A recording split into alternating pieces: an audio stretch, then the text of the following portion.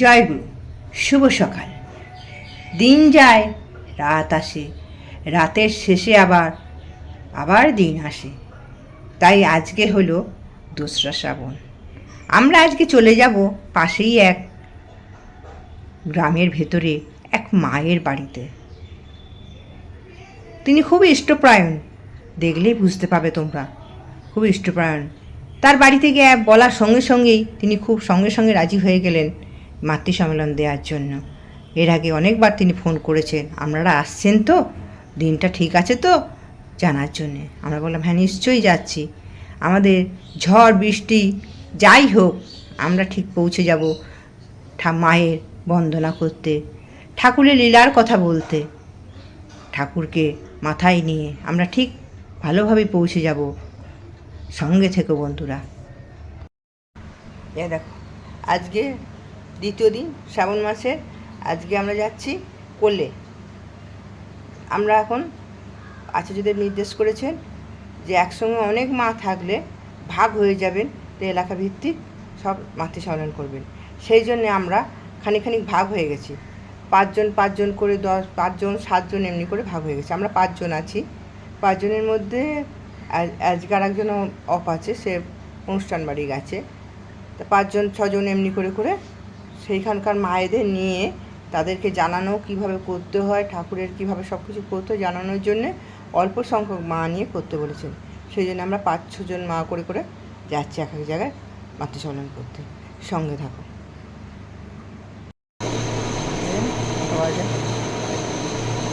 এই যে আমরা চলে এসেছি এক মায়ের বাড়িতে। এই দিদিভাই ঠাকুর সঙ্গে করে এনেছে, যেন সাজাচ্ছি দিদিভাই। এই যে এই মায়ের বাড়িতে এসেছি আজকে আমরা। মা জয়গুরু বলুন। দিদিভাই সাজাচ্ছে, যে ঠাকুর সাজাচ্ছে।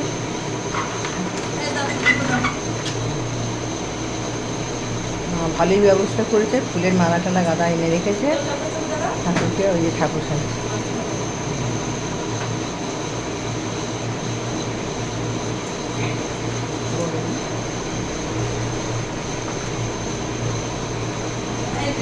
ঠিক আছে তো, মানে মানে ঠিক থেকে বসানো থাকে সেটাই বলছি।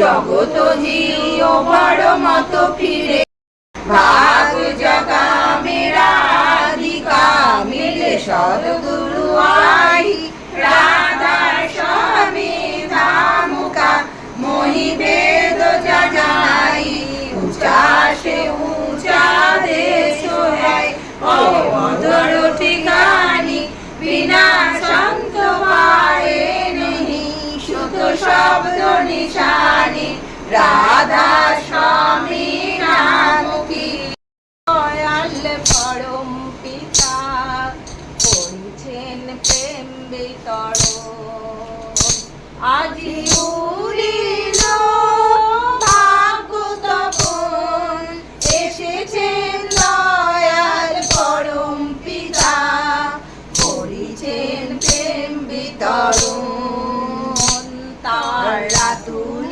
চরণে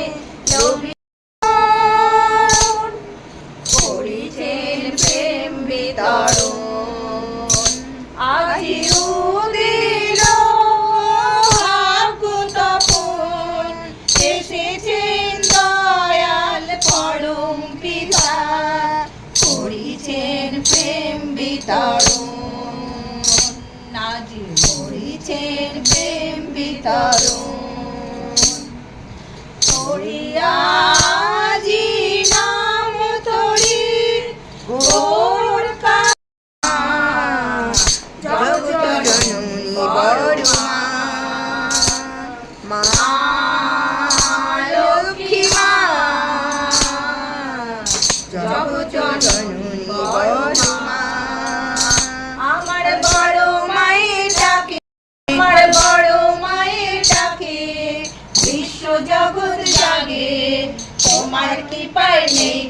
তুলনা মা লক্ষ্মী মা জগৎ জননী বড় মা মা লক্ষ্মী মা জগৎ জননী বড় মা লাল পেড়ে সাদা বসন অঙ্গে শোভা পায় বড় মেয়ে উজান ছটায় দীপ্ত বিশ্বময় লাল পেড়ে সাদা বসন অঙ্গে শোভা পায় তো উলুধ্বনি দে রে তোরা শঙ্খধ্বনি দে উলুধ্বনি দে রে তোরা শঙ্খধ্বনি দে সৎসঙ্গে লাগে তোরা জয় দে রে জয় দে রে পরম পিতার নামে জয় দে রে গুরুর নামে জয় দিলে শান্তি পাবি মনে গুরু বিনা গতি নাই মানব জীবনে গুরুর নামে জয় দিলে শান্তি পাবি মনে গুরু বিনা গতি নাই মানব জীবনে লোক সাহক ভাবু জ্বালা দূরে রে দূরে রাধা নাম বদনেতে যদি গাউরে জয় দে জয় দে জয়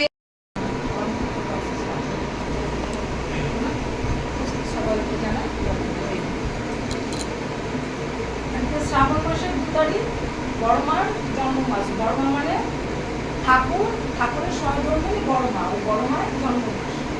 তো সেই জন্ম মাস উপলক্ষে আমরা এই শ্রাবণ মাসটা প্রত্যেক দিন কোনো না কোনো গুরু ভাইয়ের বাড়িতে এরকম 1 ঘন্টা ধরে আমাদের একটা টাইমে বাঁধা 1 ঘন্টা ধরে কারো কারো বাড়িতে এরকম আমরা অনুষ্ঠান করবো।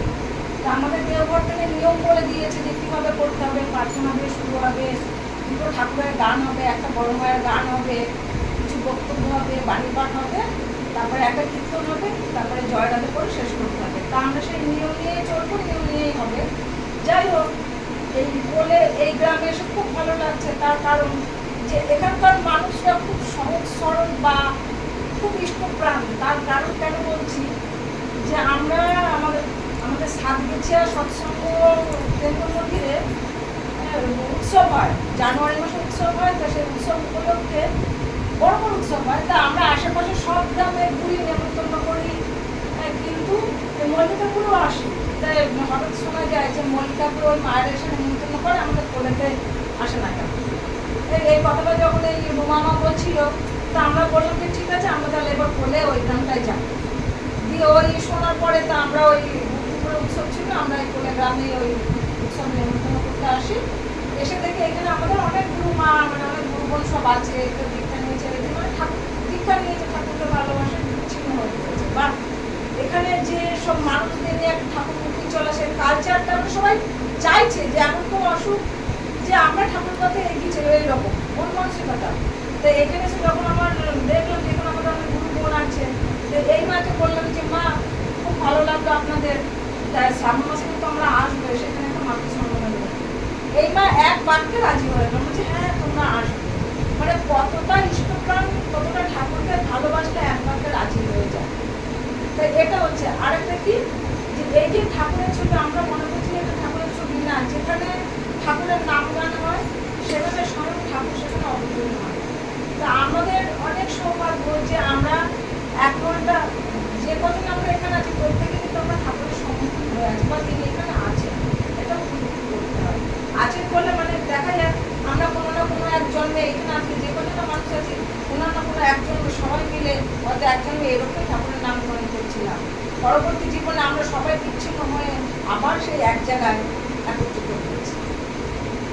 একত্রিত হয়ে আমরা 1টা ঘন্টায়, দেখুন আমরা 1টা ঘন্টা এখানে রয়েছি। তো আমাদের এই সময় মনে কিন্তু আর কোনো জ্বালা যন্ত্রণা দিদার কিছু নেই, কি একটাই কি আমরা ঠাকুরকে মনে রেখে আছি, একটা ঠাকুর। আর কিন্তু যখন অনুষ্ঠানটা হয়ে যাবে তখন আবার সংসারে যাবতীয় আবর্জনা মাথায়, এই রান্না করতে হবে, ছেলে আসবে, সামনে এই হলো না, সেই হলো না, আবর্জনা আবার মাথায় ক্লিক করতে হবে, বিভিন্ন চিন্তা।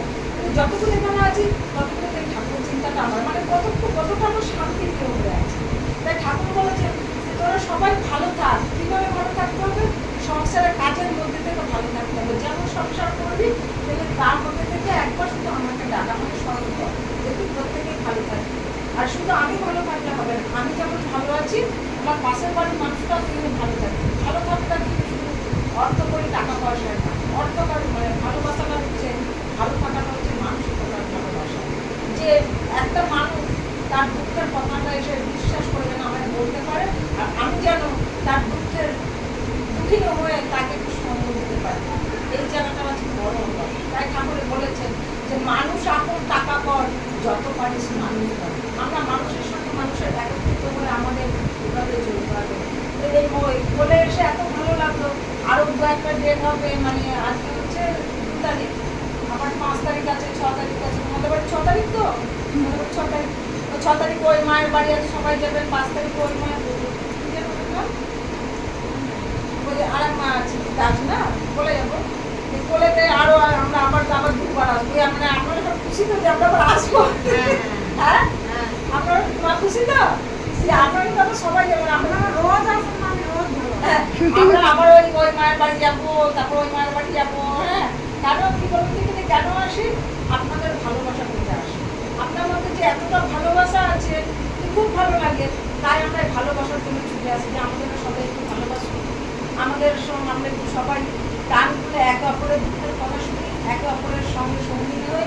আমরা কেউ আলাদা নয়, আমরা প্রত্যেকেই কর্মকার সন্তান, আমরা কেউ ছোট বড় নয়। আমরা সবাই দেখুন, আমরা একসঙ্গে সবাই ঠাকুরের কাছে ছোট বড় বড়ি বড় কিচ্ছু যাবে না। ঠাকুর কাছে প্রত্যেকেই সমান, আমরা প্রত্যেকেই কর্মকার সন্তান, আমরা প্রত্যেকেই ভালো থাকবো। কি করে ভালো থাকবো? আমরা ঠাকুরের দীক্ষা নেব। যারা দীক্ষা নিয়েছেন তিনি যা যা বলেছেন, আমরা যদি স্কুলে পড়াশোনা না করলে তো আমরা পাস করবো না, করবো কি? তাহলে ঠাকুর দীক্ষা নিয়ে তো তিনি যা যা বলেছেন নিষ্ঠা সহকারে করতে হয়, তবে গিয়ে তার আনন্দটা আমরা উপলব্ধি করতে পারি যে তার দয়াটা কেমন। প্রত্যেক পদক্ষেপে তিনি আমাদের কীভাবে দয়া করে গেছেন। আর কত কত দুর্ঘটনা, কত কি বলবো মা, আমার জীবনে কত কি ঘটনা ঘটে গেছে, তা শুনলে মানে গায়ে কাটা দিয়ে হবে যে এখন আমি বেঁচে আছি এত দুর্ঘটনার পরেও, সবই তার দয়া। যে আর কিছু হবে না, ছোটো থেকে তাকে বলেছিলাম, সেই জন্য তিনি আমাদের রক্ষা করবেন, প্রত্যেকেই রক্ষা করেন। একটা গল্প বলি ছোট করে, সেটা হচ্ছে এই যে ট্রেন দুর্ঘটনা শোনেন, যে ট্রেন যায়, কত অ্যাক্সিডেন্ট হয়ে যায় না?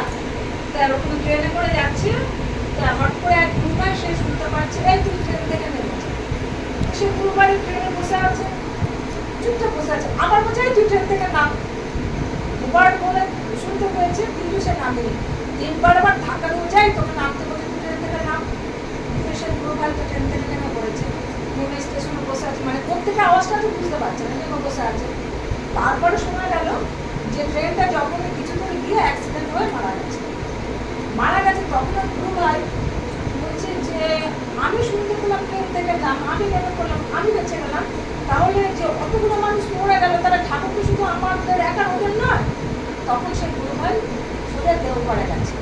দেওঘরে গিয়ে ঠাকুরকে বলি, ঠাকুর এরকম ট্রেনে করে যাচ্ছিলাম, হট করে শুনতে পেলাম এই ট্রেন থেকে নাম। 3বার শুনেছি, তা আমি নেমে পড়েছি, কিন্তু ঠাকুর প্রত্যেকে তো আপনাদের সন্তান, তা ওরা যে মারা গেল। ঠাকুর বলছে, শোন, আমি তো সবাইকে ডাকি, সবাই যদি আমার কথা না শুনতে পায় আমি কি করবো? তিনি সবাইকে বলেছেন, তারা যদি না শুনতে পায় ঠাকুর তো কিছু করার থাকে না। তাহলে যে শুনতে পেয়েছে সে সঠিক ঠাকুরের নিয়ম কানুনগুলো করেছে, তাই সে শুনতে পেয়েছে। কিন্তু ঠাকুর দেখে বলেছেন সবাইকে, তারা তো ঠাকুরের সঙ্গে সেভাবে যুক্ত নয়, মানে মাঝখানে গ্যাপিং হয়ে গেছে, তাই তারা শুনতে পায়নি। তাহলে আমাদের কি বলুন দেখি, এই যে মানে এই যে লাইটটা জ্বলছে, সুইচটা না দিলে তো লাইটটা জ্বলবে না। আর ওই সুইচটা দেওয়ার সঙ্গে সঙ্গে কি আছে, কারেন্ট আছে, তাই তো? কারেন্ট আছে বলে সোজা সুইচটা জ্বলছে। তাহলে এবার কারেন্টের তারটা কাটা, সুইচটা দেবেন, বাল্বটা কি জ্বলবে? জ্বলবে না। জ্বলবে কি? তারটা যদি কাটা থাকে সুইচটা বাল্ব জ্বলবে না। তেমনি ঠাকুরের সঙ্গে যোগাযোগ করতে গেলে আমাদের ওই কারেন্টের তারের মতো মানে কাটা থাকলে হবে না। মানে আমাদের আত্মার সঙ্গে ঠাকুরের যে দিতে নিচ্ছে সেরকম সবসময় যোগাযোগ করতে গিয়ে আমাদের জীবনটা আলোকিত হবে। আলোকিত বলে বলতে ঘর বাড়িতে বন্ধন না, আলোকিত বলে আমাদের মনের মানসিকতা উন্নয়ন, মানে শান্তিটা পাওয়া যাবে, এটাই। তাকে আমরা কি করবো, প্রত্যেকে তার চলাফেরা চলবো। আর কি আমরা বারে বারে বলে আসবো, প্রত্যেকে মায়ের বাড়ি যেমন আমরা আনন্দ করবো, ঠাকুরের নামগান করবো, এই আপনাদের কাছে আমাদের প্রার্থনা, হ্যাঁ, আর আমার প্রত্যেকে ভালো থাকবেন, আপনাদের মঙ্গল কামনা করে রাখছি। হয়ে আছি আমি হারা, দয়াল তোমার মাঝে আমার আমি হয়ে আছি আমি হারা,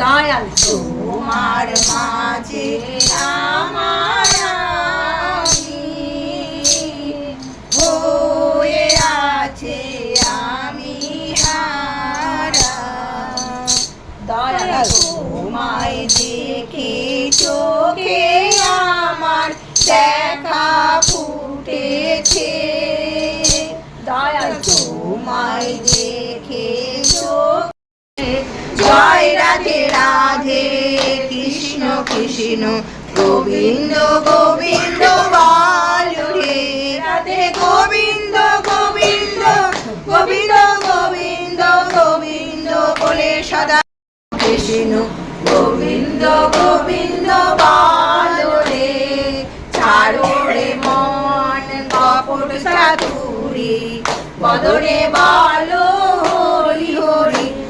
20-25 টাকা নেবে খুব। টুকরো ছিট নিয়ে এসে করবেন এবং ওটাকে সাদা কাচবেন, টুকরো প্রতি সপ্তাহে কাচবেন, সপ্তাহে অন্তত কাচবেন, বুঝেছেন? ঠাকুরের ফটোগুলো মুছবেন। রোজ পুজো দিতে গেলে রোজ মুছতে হয়। দুটো খালি নিয়ে আসবেন, ওই একটা বেশি কাচবেন নেবে না, তুলে আর একটা পাতবেন, তাহলেই তো হয়ে গেল। দুটো এনে তাহলে ঠাকুর মানে খালি থাকবে না। ভালোবাসতে হবে ঠাকুরকে, ভালো না বাসলে এটা হবে না, মন থেকে করতে হয়, বুঝতে পারছেন? ওকে আর নিচে নামাতে হবে না। আচ্ছা, তাহলে আমরা আবার কিন্তু এইবার এই পাড়ায় আসবো, তার আগে আমি আবার এসে দেখে যাবো। হ্যাঁ, আর একবার এসে সব এই কবে গো আবার নাম না? 5 তারিখে। আবার 5 তারিখে আসবো, মানে মানে বৃহস্পতিবার না দুদিন পর। শুক্রবার শুক্রবার ওই দিদির বাড়িতে বুধবারে, ওই তো বুধবারে আসবো আবার। আমি কিন্তু দেখে যাবো, তার আগে কিন্তু রেডি করতে হবে। দিদিমণি তো খুব ভালো, সব কাজ ভদ্রমা করে, আমি নাম করে না, ভদ্র তো পরিষ্কার পরিচ্ছন্ন, সেটাই তো বলছি, সবই পরিষ্কার, তাহলে ঠাকুরের জায়গাটা তো ভালোবাসতে হবে না? না, ওটা দেবেন। সাদা নেবেন করে, হ্যাঁ। সুন্দর করে দীক্ষিত বলুন, আপনারা তো বহু পর, আমি আপনাকে মন্দিরে দেখেছি, আগে যে আশা করতেন আপনি, মানে বড়